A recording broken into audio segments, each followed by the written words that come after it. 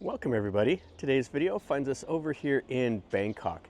And what we're going to take a look at today is we're going to take a look at Wat Nang Ratchaworawihan.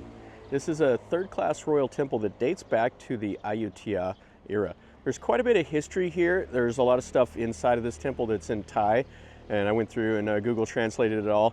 And there's a lot to try to remember about this place. But anyway, we're going to walk through here and we'll take a look at it. The temple was abandoned for like 200 years, and the mother of King Rama III came in here and restored it, everything except for one of the main Buddha images. And then it was restored again under the reign of King Rama V. The head abbot here supposedly saved his life twice. I don't know the story about that, but that's what I was reading about. So anyway, let's walk through here and we'll see what we see today.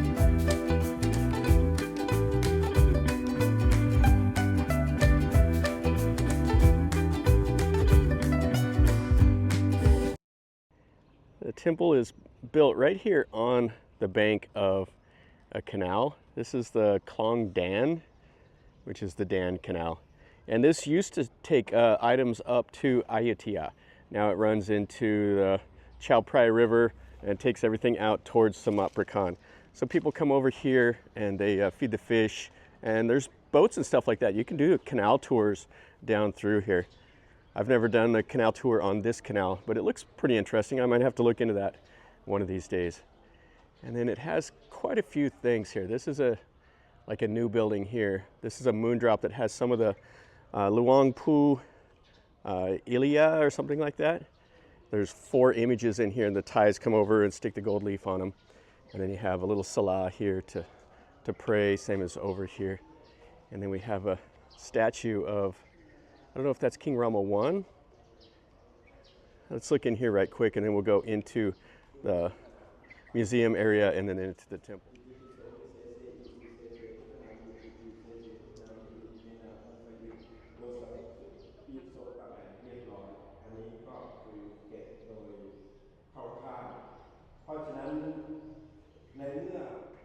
Yeah, so the monk is doing a little sermon in there to some of the young kids from around here, so I wasn't going to disturb them.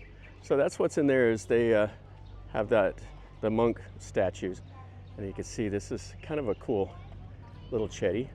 Same as this one here. It's pretty massive, and you can see where it's like the ground has been built up around it. It's right here by the canal, so they try to build these places up to keep them from flooding, and that's built at the original grade. Now over here we have an old hall, and they have some of the like a pilgrim type people. They're like sleeping in there, laying on the floor, so we're not going to go in there and disturb them. And then we have another moon drop here. It's locked up. I would say that there's probably a Buddha footprint inside of there, and they have it built on kind of like a faux hill.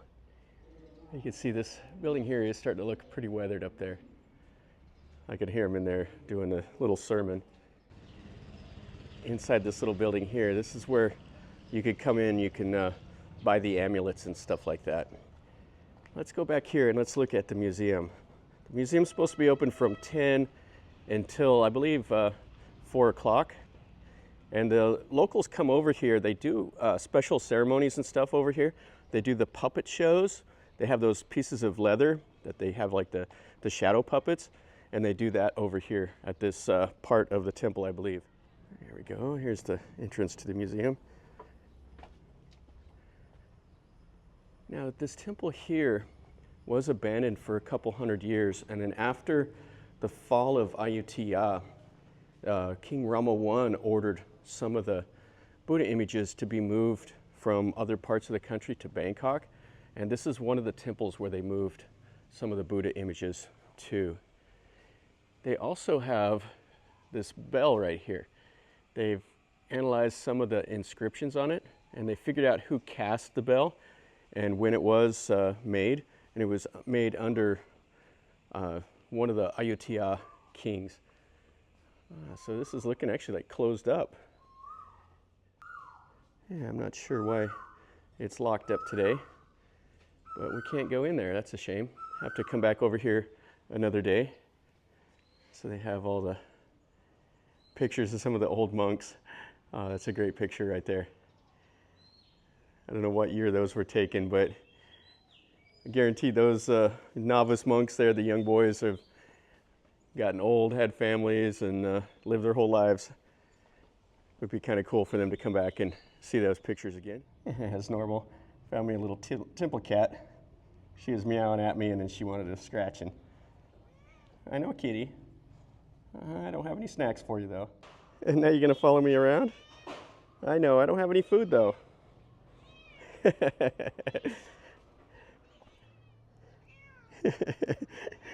She's just going to follow me all around now. So this is the way in.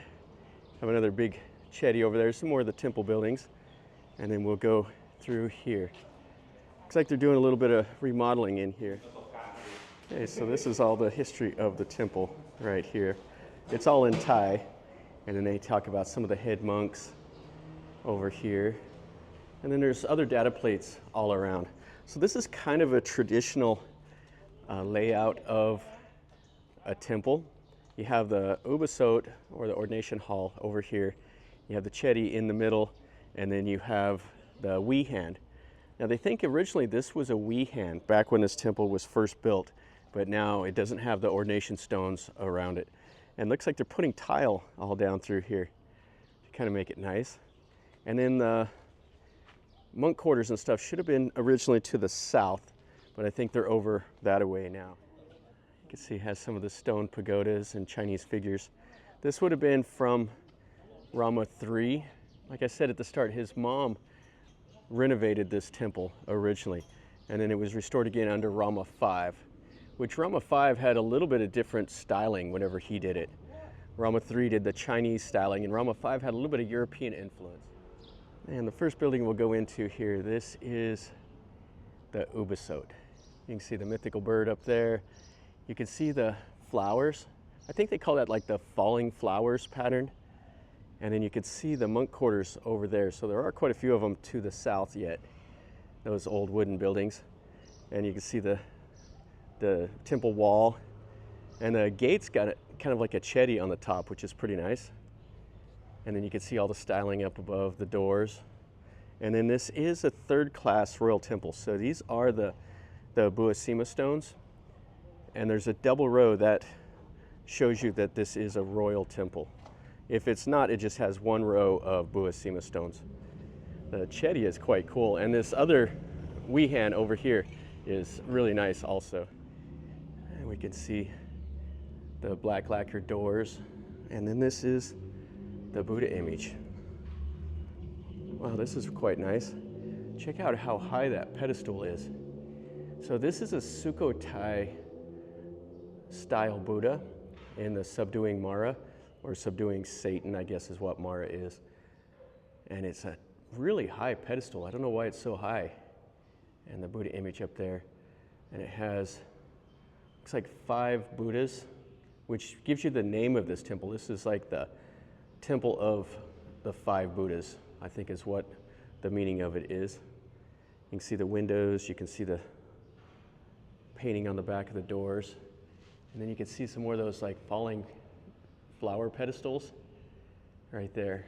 Oh, that's really nice. Yeah, I think the reason why these falling flowers is there used to be orchards in this region, and that's where people made their money back in the day.